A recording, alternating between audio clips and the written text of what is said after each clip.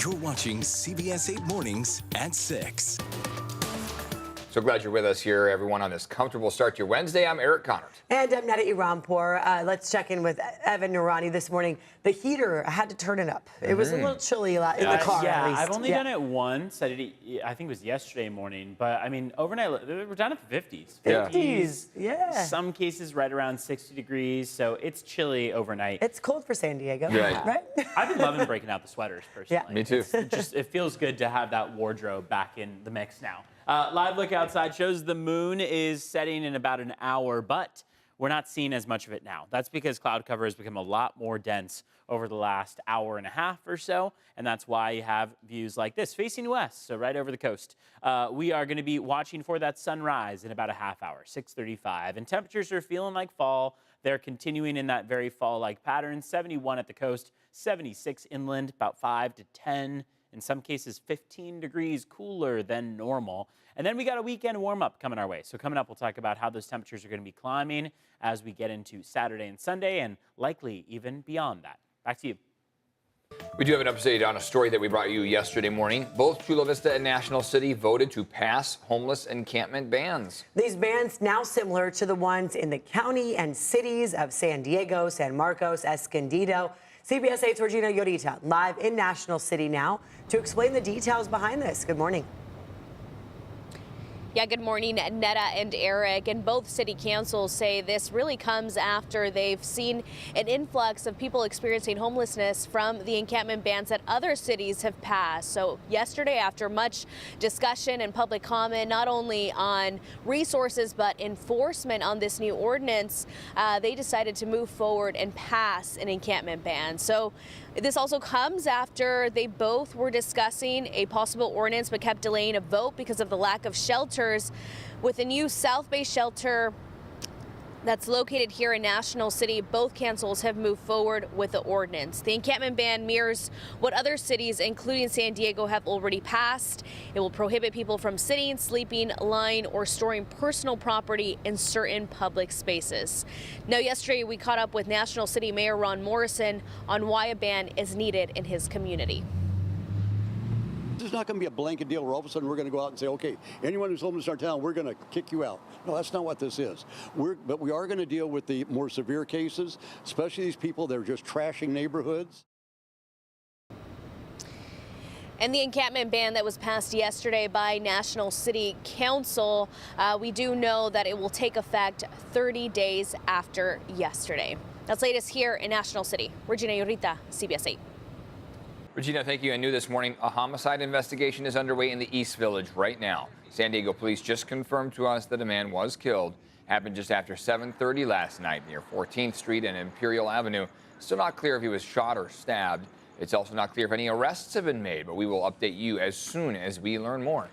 And now this morning, San Diego police want to get an important message out to you, our community. A local massage therapist and former high school football coach is accused of sexually assaulting 3 women, and detectives believe there may be more victims out there. CBS 8's Chris Groh live downtown with the latest on this disturbing investigation here, Chris. Extremely disturbing. Chris Preston accused of operating this massage business in Miramar while also not even having a license. So potentially something that could have been stopped if someone had known that he was operating this business without a license. But instead, what you are seeing here are a host of victims that have come forward to report him. And thankfully, enough information, enough evidence was gathered to go ahead and formally charge Preston. Now, Preston, as you can see here on his Facebook page, says that he is the owner and CEO of 360 Wellness Consulting and a freshman football coach at UC High School. According to San Diego police, Preston was giving out massages at this unlicensed business as far as dating back as to when these allegations began. So the first allegation was in August of last year. A woman came forward to police saying that she was, again, assaulted during this massage. Now, the victim chose not to move forward with prosecution because she is moving out of state. But then another complaint came in December about the same person, about Chris Preston. But again, that victim did not want to move forward with criminal prosecution. But then finally in April, a third woman came forward, did want to go ahead and pursue criminal charges. They were able to put together information from the previous complaints, and they were able to draw those similarities together, find that alleged suspect, and go ahead and not only arrest Preston, who was arrested near UC High campus on previous Wednesday, but then also faces now 5 felony charges. This business, the suspect has been operating this type of business since 2018. We felt that there might be possible other victims out there, and we'd like those people to come forward if they are involved in this. And they also believe that there are other victims because Preston was advertising on Groupon, likely trying to, again, lower those prices to incentivize more people to come and see him. So that's why they are putting out this message right now. If anyone knows anything, if anything has happened to them, to come forward to police. Now, UC High School did send out an email to parents to let people know and confirm Preston's arrest, those charges, and say that he is being put on unpaid leave and that he is no longer associated with the school. Eric and Netta.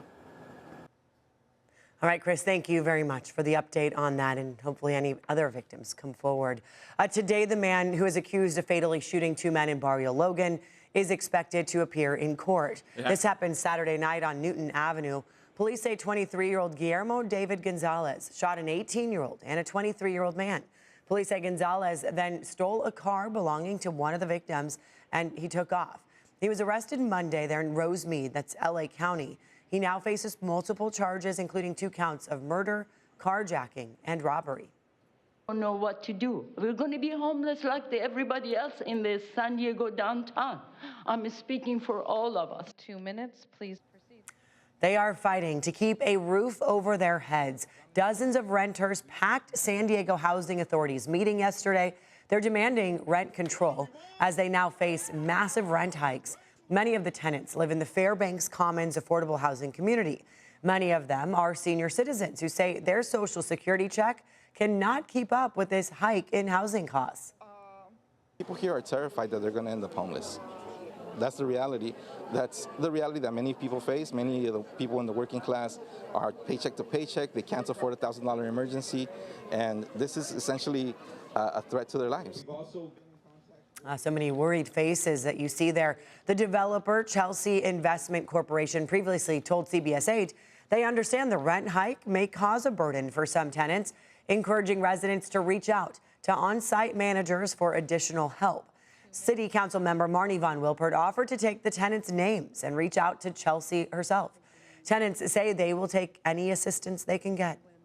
6:08 here on your Wednesday, feeling very fall-like here today. Going to continue for the rest of the week here, but then we're going to get a little taste of summer just in time for the weekend. Maybe you wanted one more weekend of summer feels. I love vibes. those warm weekends, yeah. Fall officially begins on Sunday, and Sunday is likely to be the day where we feel like summer once again. So we're going to at least feel that through about the beginning of next week. Sunday, Monday, Tuesday stretch seems to be warmer than normal. In the meantime, today we are cooler than normal. Widespread 70s at the coast, 71 degrees. If you've looked outside close to the coast, you've noticed a good amount of cloud cover. So that moon is technically setting in about an hour. The sun is rising in about 30 minutes. And both of those, the views may be blocked a bit by the layer of clouds that we have out there. Inland 76, 74 for the mountains, and 92 out there for the deserts. You can see how that cloud layer is mainly south of the 8. We're picking up on it around the South Bay, pushing all the way inland through about El Cajon and down to